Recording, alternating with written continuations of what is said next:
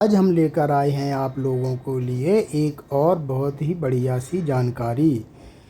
गणेश चतुर्थी पर चंद्र दर्शन क्यों वर्जित हैं, इसके पीछे का क्या कारण है, जानिए पौराणिक कथा। अगर आपको हमारी ये जानकारी पसंद आए तो वीडियो को लाइक ज़रूर करें, चैनल को सब्सक्राइब करें और बेल आइकन दबाना बिल्कुल मत भूलें ताकि हमारी नई नई वीडियो आप तक सबसे पहले पहुँचे। आपका एक छोटा सा सपोर्ट हमें और अच्छा कंटेंट बनाने की ताकत देता है। तो चलो प्रारंभ करते हैं।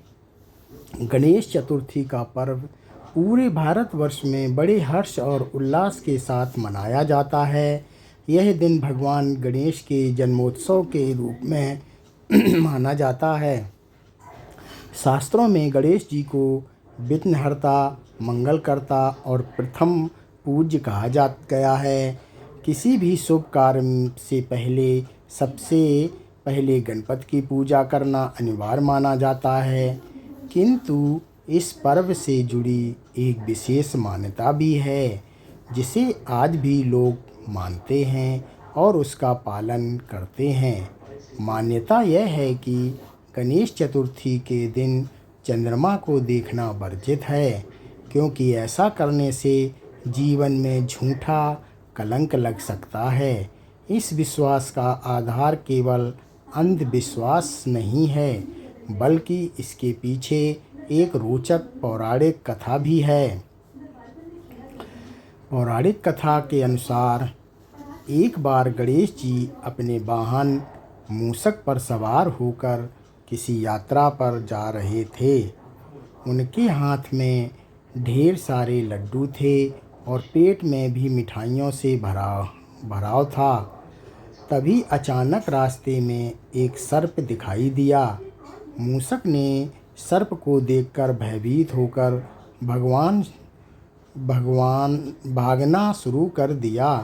गणेश जी भारी शरीर वाले थे और मूषक की गति अचानक तेज होने के कारण वे संतुलन खो बैठे और धड़ाम से नीचे गिर पड़े। गिरते ही उनके हाथ से लड्डू बिखर गए और उनका पेट भी फट गया।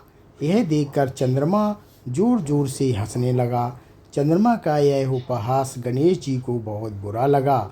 उन्होंने क्रोधित होकर चंद्रमा को शाप दे दिया, हे चंद्र, आज के दिन तुम पर जो कोई दृष्टि डालेगा वह झूठे कलंक का भागी बनेगा और उसे समाज से अपमान झेलना पड़ेगा। गणेश जी के इस शाप के प्रभाव से चंद्रमा का तेज भी क्षीण हो गया और वह व्याकुल होकर तुरंत गणेश जी से क्षमा याचना करने लगा।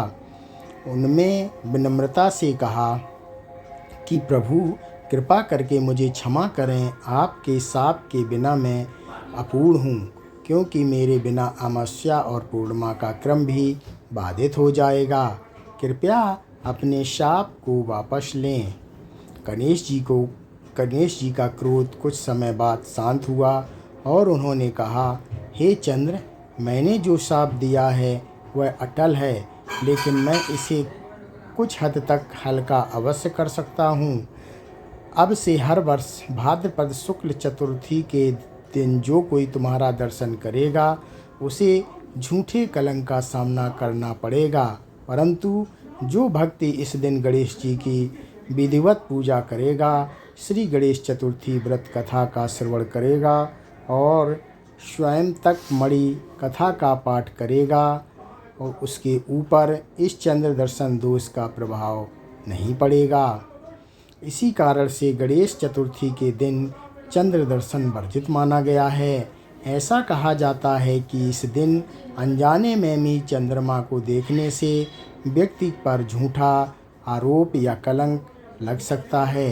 धर्म ग्रंथों में उल्लेख है कि इस शाप का प्रत्यक्ष उदाहरण भगवान श्री कृष्ण के साथ भी हुआ। द्वारका में स्वयंतक मणि नामक एक बहुमूल्य रत्न जो खो गया, चूँकि उस दिन श्री कृष्ण ने भी गणेश चतुर्थी को चंद्र दर्शन किया था, उन पर इस रत्न को चुराने का आरोप लगाया गया। बाद में बहुत संघर्ष और कथा के घटनाक्रम के बाद श्री कृष्ण निर्दोष सिद्ध हुए। लेकिन इसमें यह मान्यता और दृढ़ हो गई कि गणेश चतुर्थी के दिन चंद्र दर्शन से बचना चाहिए। धार्मिक मान्यता यह भी है कि चंद्रमा अहंकार और सौंदर्य का प्रतीक है। जब वह भगवान गणेश के अद्भुत रूप का उपहास कर रहा था, तब वास्तव में वह अपने सौंदर्य और चमक पर गर्व कर रहा था।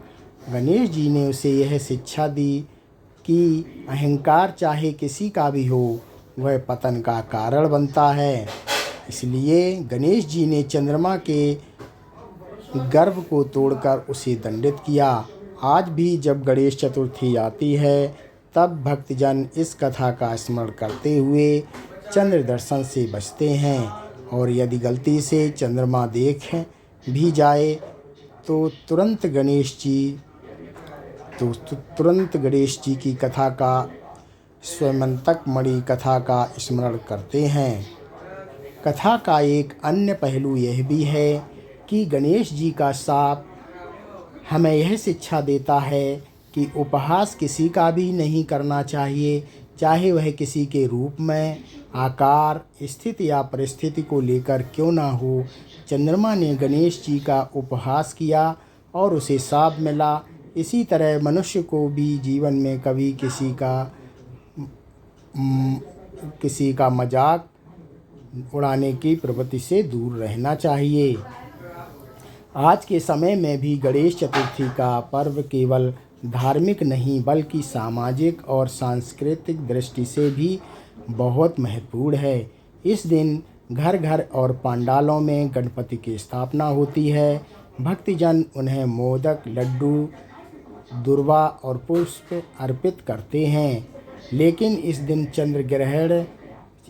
चंद्र दर्शन से परहेज करना चाहिए। आज भी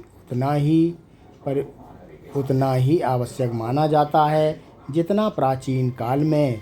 विज्ञान की दृष्टि से देखें तो यह परंपरा मनोवैज्ञानिक संदेश भी देती है।